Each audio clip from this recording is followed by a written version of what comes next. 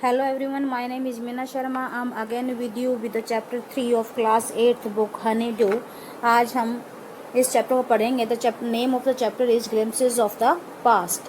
Glimpses means झलक of the past. Past means प्राचीन समय की कुछ झलकें, इतिहास की कुछ झलकें इस चैप्टर में दिखाई गई हैं, बताई गई हैं. ये एक पिक्टोरियल डिस्क्रिप्शन है जिसमें पिक्चर्स दिखाई गई हैं और कुछ स्पीच बबल्स हैं जिसमें कुछ वर्ड्स लिखे हुए हैं, सेंटेंसेस लिखे हुए हैं जो हमें उस पिक्चर के बारे में बताते हैं ताकि हमें अच्छे से समझ में आ सके कि किस तरह का इंडिया हमारा उस समय था. And the story is between, ये जो पिक्टोरियल ग्लिम्सेस हैं ये दिखाई गई, इसमें जो स्टोरी दिखाई गई है वो है 1757 टू 1857 के बीच की. Let's start the chapter.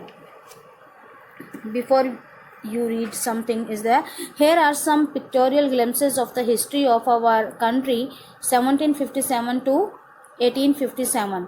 हमारे देश की 1757 से 1857 के बीच के इतिहास की कुछ झलकें इसमें दिखाई गई हैं और जो कि एक पिक्टोरियल ग्लिम्सेस हैं, मीन्स जिनमें पिक्चर के थ्रू कुछ दिखाया गया है. These pictures and speech bubbles will help clarify your understanding of the condition that led to the event known as the First War of Independence in 1857. 1857 में जो पहला स्वतंत्रता संग्राम हुआ था, फर्स्ट वॉर ऑफ इंडिपेंडेंस, आज़ादी के लिए जो पहला वॉर हुआ था, युद्ध हुआ था 1857 में, उसके बारे में ये जो पिक्चर्स हैं हमें दिखाते हैं ताकि हम उन कंडीशंस को बता सकें किस तरह से वो घटना घटी, क्यों 1857 में पहला इंडिपेंडेंस के लिए वॉर स्टार्ट हुआ था. तो ये सारी पिक्चर्स जो हैं हमें, इन पूरा चैप्टर हमें उसके बारे में बताएगा, उन इवेंट्स के बारे में बताएगा कि क्या हुआ था, जिसकी वजह से 1857 में we have to fought first war of independence. Let's start. The very first picture is of martyrs. The martyrs means शहीद. और जैसे कि स्पीच बबल्स के बारे में बताया गया कि जो स्पीच बबल्स होते हैं, ये स्पीच बबल है. स्पीच बबल्स मीन्स बबल दिया गया है और इसके अंदर कुछ लिखा हुआ है, that is known as speech bubble. इसको स्पीच बबल कहते हैं. For example you can see in the picture.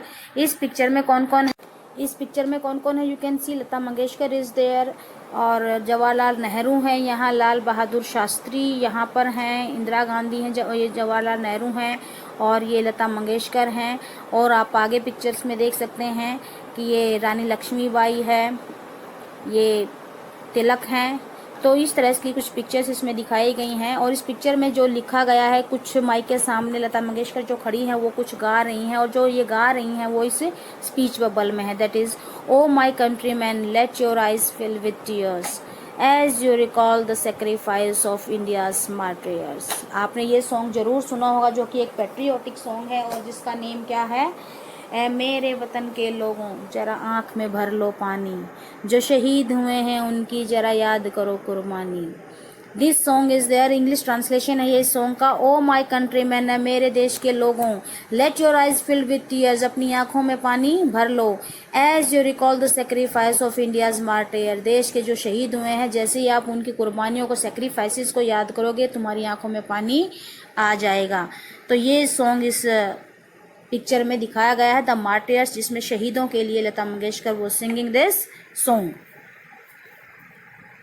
In picture number 2, the companies conquest. The companies conquest means जो विक्ट्रीज हैं, जो उनकी जीतें थी, जितनी भी कंपनी ने जीतें हासिल की. इसमें था 1757 टू 1849, 1757 से लेकर 1849 तक जितनी भी कंपनी ने जंग जीती हमारे कंट्री में, उन सभी के बारे में यहाँ पर बताया गया. You can see in the map also India's map of 1765 का ये मैप है. इंडियन प्रिंसेस जो कि ऑफ वाइट कलर में है वो इंडियन प्रिंसेस हैं, वाइट कलर में इंडियन प्रिंसेस हैं. ब्रिटिश टेरिटरी जो कि ब्लैक कलर में यहाँ पर जो दिखाया जा रहा है ये ब्रिटिश टेरिटरीज हैं, इनको दिखाया गया. और ये सारे क्या है? ये इंडिया का पार्ट है जो कि व्हाइट कलर में दिखाया गया है. In the speech bubble is there with its superior weapons, जो कंपनी के सुपीरियर वेपन थे. और सुपीरियर वेपन क्या था? डिवाइड एंड रूल, लोगों को बांटो और शासन करो. The British East India Company was extending its power in 18th century India. 18वीं शताब्दी में ब्रिटिश इंडिया कंपनी ने अपने superior weapon divide and rule को यूज करके अपने जो पावर थी, अपनी जो ताकतें थी वो इंडिया में बढ़ा ली. Indian princes were short sighted in this picture कि हमारे जो भारतीय राजा थे वो कैसे थे, शॉर्ट साइटेड थे। Short sighted means they can not see, वो ज़्यादा दूरदर्शी नहीं थे, वो नहीं समझ पा रहे थे कि ये आखिर क्या कर रहे हैं इंग्लिशमैन। दैट अब स्टार्ट राजबा, राजबा ये स्टार्ट हो गया है। कॉल द इंग्लिश मर्चेंट्स, ये अब ये जो राजा है यहाँ पर, ये राजा किंग है, ये कह रहा है अपने लोगों से दैट अब स्टार्ट राजबा call the English merchants they will help me to defeat him, कि जो युद्ध हुआ है दूसरे राजा के साथ उनके हेल्प करने के लिए call the English merchants, English merchants को, व्यापारियों को बुलाओ, they will help me to defeat him, उस राजा को हराने में वो मेरी हेल्प करेंगे। इस तरह से मीन्स कि वो एक दूसरे के साथ लड़ाई झगड़े करते थे और इंग्लिश व्यापारियों की हेल्प लेते थे अपने ही जो पड़ोसी राजा हैं उनको डिफीट करने के लिए। The people had no peace due to such constant fight, इस तरह के लगातार फाइट होती रहती थी प्रिंसेस के बीच में, तो लोगों के पास कोई, दे हैड नो पीस, लोगों के बीच में यानी उन राज्यों में किसी तरह की भी कोई पीस नहीं थी, शांति नहीं थी। The rivalries helped the East India Company and it could easily subdue Indian princes one by one. The rivalries means enmity, जो दुश्मनी थी, help the East India company, राजाओं के बीच में, जो किंग्स के बीच में आपसी राइवलरीज थी, एनिमिटी थी, उसकी वजह से क्या हुआ, ईस्ट इंडिया कंपनी को उससे फायदा हुआ। And it could easily subdue means अपने अधीन कर लेना, Indian princess one by one, और उन्होंने क्या किया, धीरे धीरे सभी इंडियन प्रिंसेस को अपने अधीन कर लिया। Now in the second next picture, a far-seeing ruler like the brave Tipu of Mysore. far-seeing मतलब जो दूर तक देख सकता था, जिसको आगे आने वाले समय के बारे में पता था। ruler like brave Tipu of Mysore, Mysore का जो एक बड़ा शासक था, बहादुर शासक था, जिसका नाम क्या था, Tipu Sultan. You can see the Tipu Sultan's picture here. Fought the British till he died fighting. उसने ब्रिटिशर्स के साथ युद्ध किया जब तक कि उसकी मृत्यु नहीं हो गई, क्योंकि वो फोर्सिंग रूलर था, वो दूरदर्शी शासक था, वो देख सकता था कि जो इंग्लिश पर्सन है वो किस तरह से इंडिया को डिवाइड कर रहे हैं।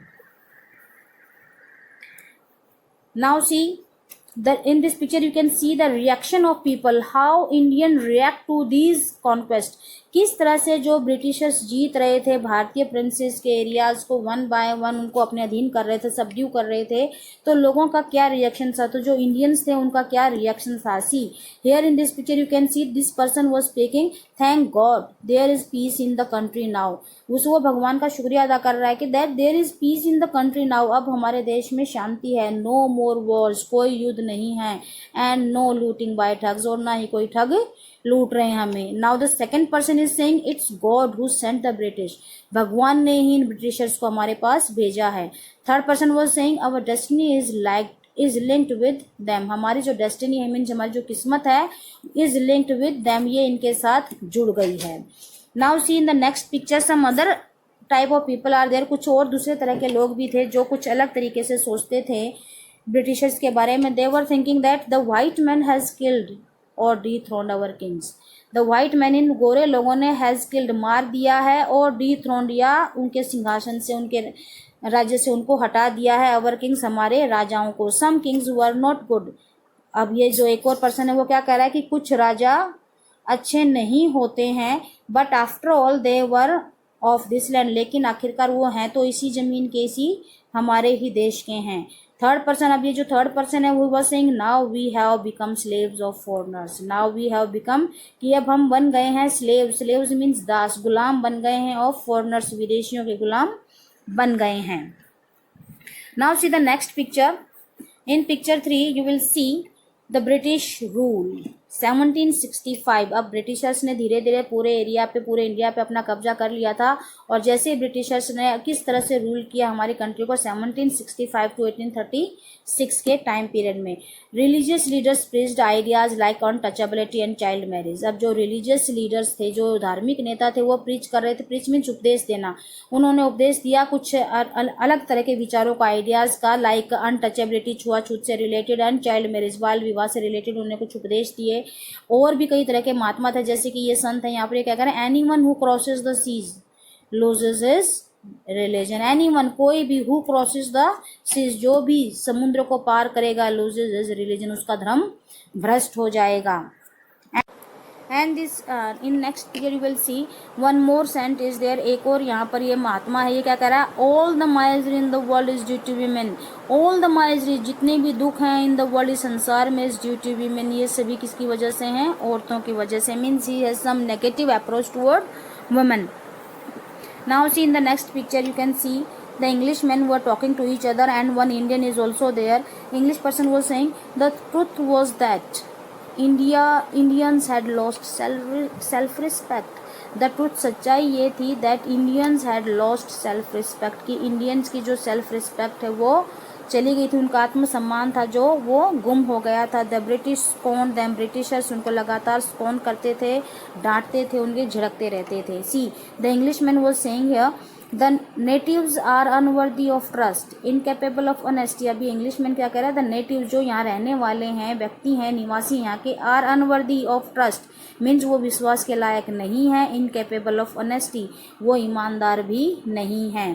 अब जो ये पर्सन है जो एक इंडियन है वो ये यहाँ देखो इस लाइन में क्या कह रहा है, true your honour but I am not, I am honest. हाँ आप सही कह रहे हैं लेकिन आई एम ऑनेस्ट, मैं तो ईमानदार हूँ। Being merchants the British wanted quick profits. अब क्योंकि ब्रिटिशर्स क्या थे, मर्चेंट्स थे, वो व्यापारी थे, तो उनको बहुत ज़्यादा प्रॉफिट एकदम से चाहिए था। उन्होंने क्या किया, their heavy taxes forced farmers to abandon their fields, और उनके इतने ज़्यादा हैवी टैक्सेस होते थे कि उनकी वजह से जो किसान होते थे, दे अबैंडन देयर फील्ड्स, उनको अपने खेत छोड़ने पड़ते थे। But your man are taking my crop, लेकिन तुम्हारे व्यक्तियों ने, योर मैन, यहाँ पर देखो एक फार्मर वो सेइंग कि your man are taking my crops, तुम्हारे जो व्यक्ति हैं उन्होंने, जो आदमी उन्होंने हमारा सारी फसल ले ली है। You are still in arrears, the Englishman वो सेइंग, ये जहाँ जो इंग्लिशमैन है वो क्या कह रहा है, you are still in arrears, कि अभी भी तुम कर्जे में हो। If you don't pay next week, अगर तुमने अगले हफ्ते पे नहीं किया, I will send you to jail, तो मैं तुम्हें जेल भेज दूंगा। Now you can see in the next picture, still the British invented other methods which gave them more profits. अभी भी जो ब्रिटिशर्स थे वो अलग अलग मेथड्स को, अलग अलग तरीक़ों को ढूंढ रहे थे, इन्वेंट कर रहे थे, विच गेव देम मोर प्रॉफिट, जिनसे उन्हें ज़्यादा प्रॉफिट हो सके। जैसे कि the Englishman was inventing one method here, the goods manufactured in England, जो गुड्स सामान मैन्युफैक्चर बनाया जाता है इन इंग्लैंड में, should not have any import duty. Import duty means आयात शुल्क, उसके ऊपर कोई आयात कर नहीं लगेगा। व्हेन ब्रॉट इनटू इंडिया, जब उसको भारत लाया जाएगा। अ गुड आइडिया, यहाँ पर इन्होंने कहा कि ये बहुत अच्छा idea. The East India company's laws began to cripple Indian industries, और ईस्ट इंडिया कंपनी के जितने भी जो लॉज थे, कानून थे, उन्होंने क्या कर दिया, to begin to cripple means कमर तोड़ दी थी, मीन्स उनको गिराने में लग गए, कमज़ोर कर दिया था इंडियन इंडस्ट्रीज, भारतीय उद्योगों को पूरी तरह से क्रिपल कर दिया था, कमज़ोर कर दिया था। Next is inevitable famine, inevitably famines followed. अब क्या हुआ था, इनएविटेबली मीन्स बिना, मीन्स इनको जिसको रोका नहीं जा सकता, which can not be avoid. Famines सूखा, अकाल पड़ने लगे थे। बिटवीन 1822 1822 से 1836 के बीच में लगातार फेमाइन्स हुए, उसकी वजह से क्या हुआ, अकाल पड़े, सूखा पड़ा, उसकी वजह से क्या हुआ, 15 lakh Indians died of starvation. Starvation means out of hunger, भूख की वजह से काफ़ी सारे 15 लाख के करीब भारतीय मर गए। The British policies ruined the expert artisans and their business. The British policies, जो ब्रिटिशर्स की नीतियां थी, पॉलिसीज से रूइन, उन्होंने बर्बाद कर दिया था। The expert artisan, expert means skilled, artisan means जो हाथ से काम करने वाले मिस्त्री थे, कामगार थे, उनको, एंड देयर बिजनेस, उनके काम, पूरे धंधे को, पूरे उद्योग को भी उन्होंने क्या कर दिया था, नष्ट कर दिया था।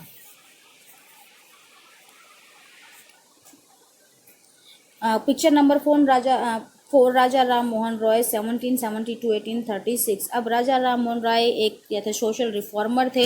उन्होंने भी बहुत सारे काम किए ब्रिटिशर्स के खिलाफ और लोगों को अवेयर करने के लिए। Now you can C Raja Ram Mohan Roy a learn man, learn means full of wisdom, एक बुद्धिमान व्यक्ति, फ्रॉम बंगाल का, understood what was wrong with the country, उसको समझ में आया कि आखिरकार देश के साथ प्रॉब्लम क्या है, कहाँ पर गलती हुई है।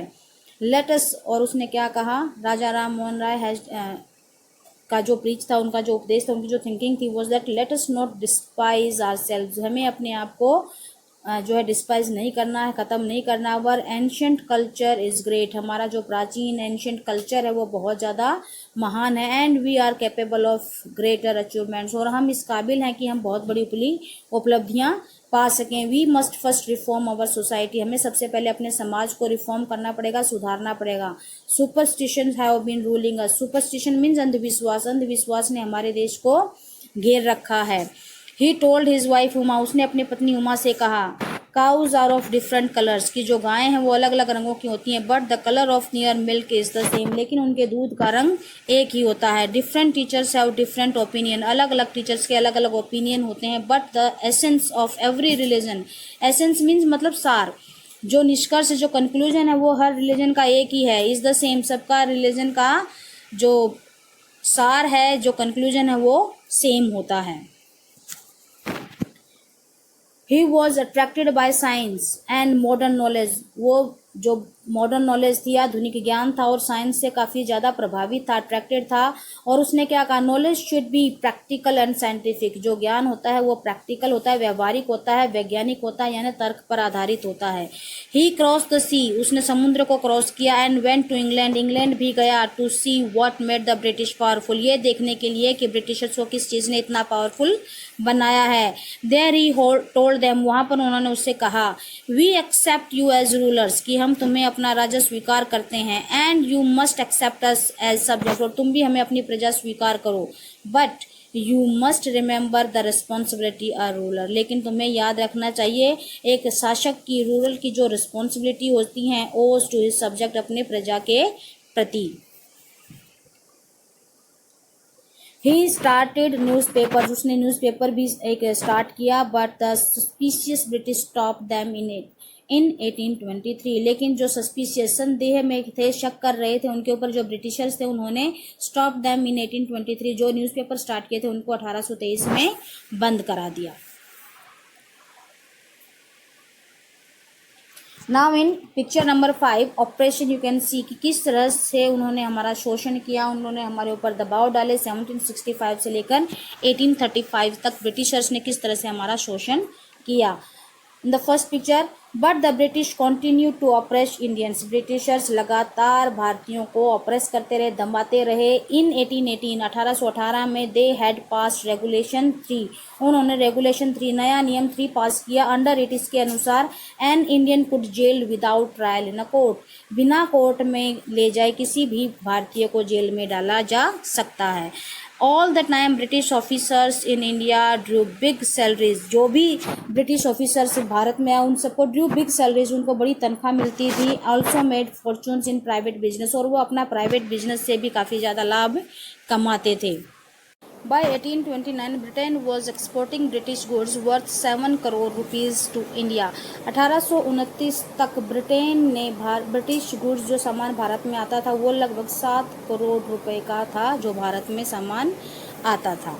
Now you can see the British prospered on the companies लूट, जो ब्रिटिश थे वो अमीर होते जा रहे थे कंपनी की लूट की वजह से। While Indian industries began to die, और भारतीय जो उद्योग थे वो धीरे धीरे ख़त्म होते जा रहे थे। Governor general Bentinck reported back home, जब वो गवर्नर जनरल वापस अपने घर गए तो उन्होंने क्या रिपोर्ट किया, the bones of cotton weavers are bleaching the plains of India, जो बोन्स हैं, जो हड्डियाँ हैं ऑफ कॉटन वीवर्स, कॉटन सूत काटने वाले बुनकरों की, are bleaching the plains of India, भारत की प्लेन्स जो मैदान है उनको ब्लीच कर रही हैं।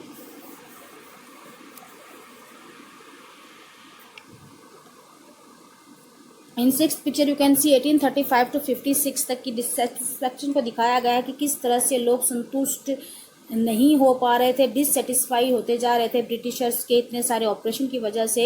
Education India was in Persian, जो एंड संस्कृत, जो भारत में शिक्षा थी वो पर्शियन भाषा में थी और संस्कृत भाषा में थी। इन 1835 1835 में an English man named Macaulay, Macaulay नाम का एक इंग्लिश व्यक्ति आया, सजेस्टेड अ चेंज, और उसने एक बदलाव का सुझाव दिया। We should teach the natives through the English language, और उसने क्या कहा कि जो नेटिव यहाँ रहने वाले हैं उनको हमें इंग्लिश लैंग्वेज सिखाई जानी चाहिए। आई एग्री, और दूसरा जो ब्रिटिश ऑफिसर है वो एग्री हो जाता है। English education produced clerks to whom the British gave pretty jobs under them. और क्या था इसका पर्पज़, क्या था कि इंग्लिश एजुकेशन की वजह से क्लर्क को वो प्रोड्यूस कर सकते थे।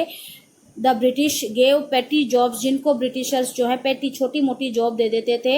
Incidentally it also produce a new generation of intellectuals. और इसी का प्रभाव क्या पड़ा कि इसी इंग्लिश की वजह से एक नई जनरेशन आई जो कि इंटेलेक्चुअल की थी, जो कि बुद्धिमान लोगों की थी। और इनमें इनके नाम आप देख सकते हैं। 3 person were sitting there, we must educate our brothers. एक ने क्या कहा कि हमें अपने भाइयों को एजुकेट करना चाहिए। सेकंड ने क्या कहा, and try to improve their material conditions, और हमें उनकी कंडीशन में भी सुधार किया जाना जरूरी है। थर्ड पर्सन ने क्या कहा, फॉर दैट, और इसके लिए we must convey our grievances to the British parliament. हमें अपनी ये ग्रीवेंसेस जो भी शिकायतें हैं कहाँ पर, ब्रिटिश पार्लियामेंट में हमें ये सारी चीज़ें रखनी पड़ेंगी, उनको बताना पड़ेगा। By 1856 the British had conquered the whole of India। 1856 तक ब्रिटिश ने सारे भारत पर कब्जा कर लिया था। यू कैन सी कि स्टार्टिंग में जब हमने देखा था 1765 में, तो कुछ यही इलाके थे जो कि ब्रिटिशर्स के अंडर थे और सारा भारतीय प्रिंसेस के पास है। लेकिन धीरे धीरे अब बाय 1856 तक देखो, मोस्ट ऑफ द, ये जो ब्लैक कलर में सारे most of the areas of India are under Britishers के अंदर आ गए थे। They care little about the needs of Indians. वो भारतीय लोगों की ज़रूरतों के बारे में बहुत कम सोचते थे। और जैसा कि यहाँ पर मीटिंग हो रही है कुछ लोगों की, they were discussing, oh our kings have become puppets. हमारे जो राजा हैं वो क्या बन गए हैं, पपेट्स बन गए हैं, कठपुतली बन गए हैं। And we have lost our old job, जो हमारी पुरानी जॉब थी, जो हमारे पुराने काम थे, वो भी हमारे ख़त्म हो गए हैं। एंड लैंड्स, और ज़मीन भी हमसे छीन ली गई हैं। They are converting our brothers, वो हमारे भाइयों को कन्वर्ट कर रहे हैं, बदल रहे हैं, कि इंग्लिश मैन बना रहे हैं उन्हें। You only talk, do something to drive them out, कि यू ओनली टॉक, तुम सिर्फ बातें करते हो, do something to drive them out, कि कुछ करो उनको यहाँ से भगाने के लिए।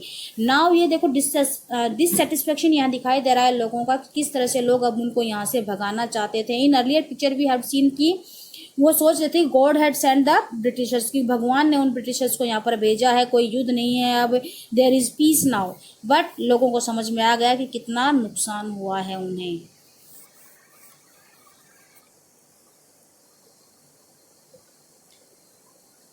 इन पिक्चर 7 द स्पार्क्स क्या होती हैं, एक वो होती है स्पार्कलिंग होती है, जैसे चमक होती है, बिजली की आग की लपटें अब उठने लगी थी 1855 से 57 के बीच में। मीन्स लोगों के बीच में अब एक अप्रोच आ गई थी to make their country free, अपने देश को आज़ाद करने की, टू मेक देमसेल्व्स फ्री, अपने आप को आज़ाद कराने की।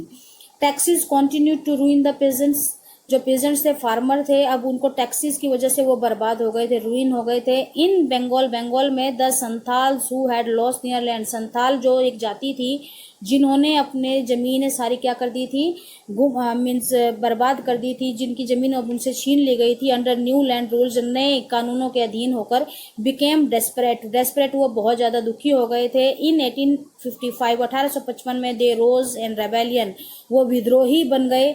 एंड मैसेसर्ड यूरोपियन, मैसेसर्ड मीन्स पूरे ग्रुप को, उन्होंने यूरोपियंस के पूरे ग्रुप को क्या कर दिया था, मार दिया था। एंड दियर सपोर्टर्स अलाइक, और उनके जो सपोर्टर्स थे उनको भी मार दिया था। You can see in the picture कि किस तरह से संथाल्स ने यूरोपियन को मारा था।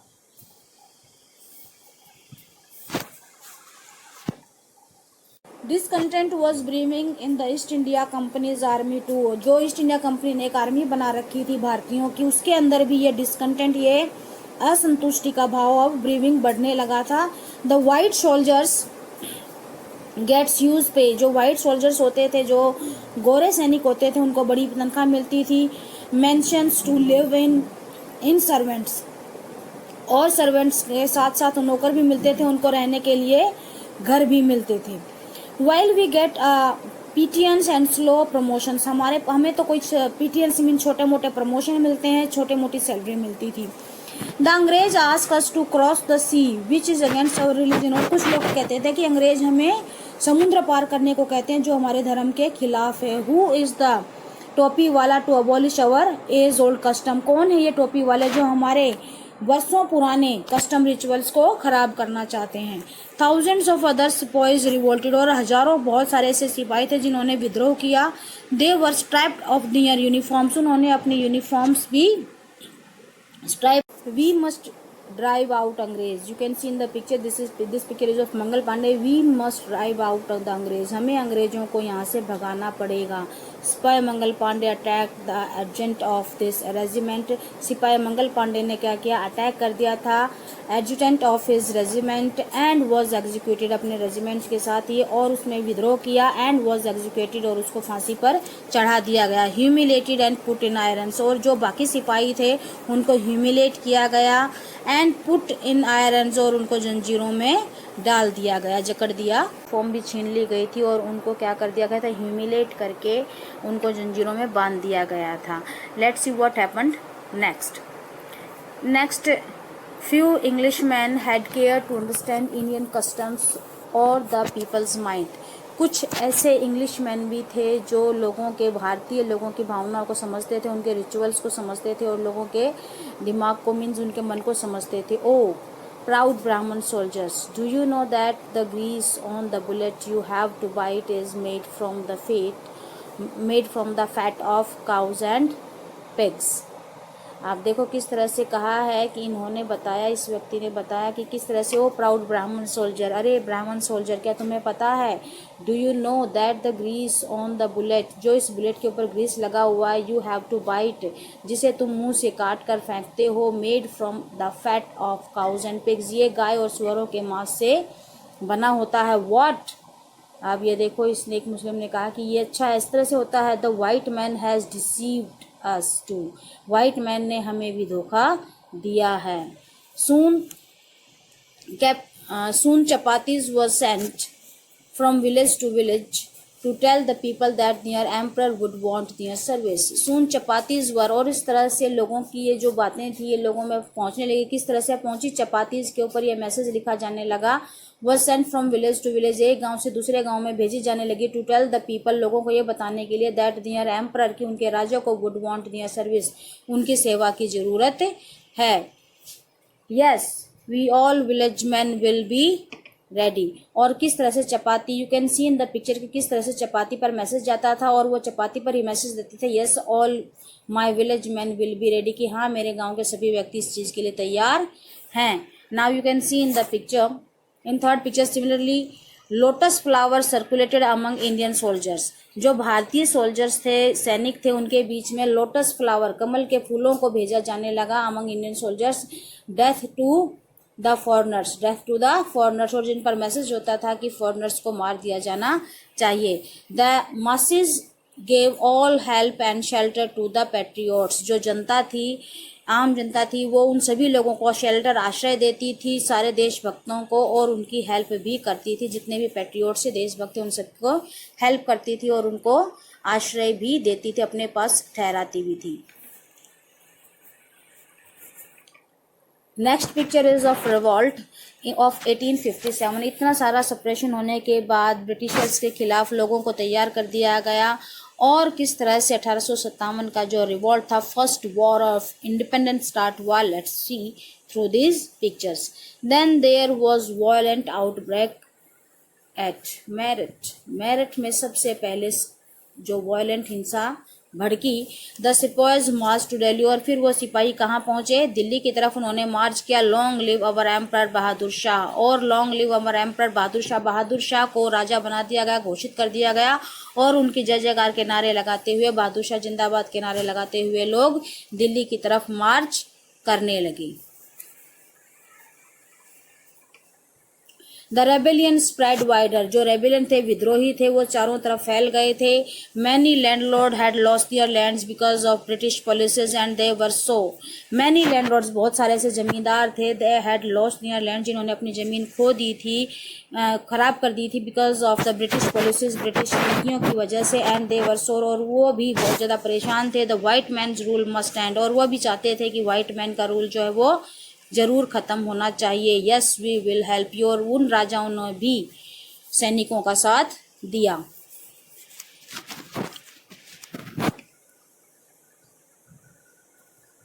Now last picture, the fight for freedom. 1857 में वो फाइट किस तरह से फ्रीडम के लिए लड़ी गई, लोगों का किस तरह से साथ मिला।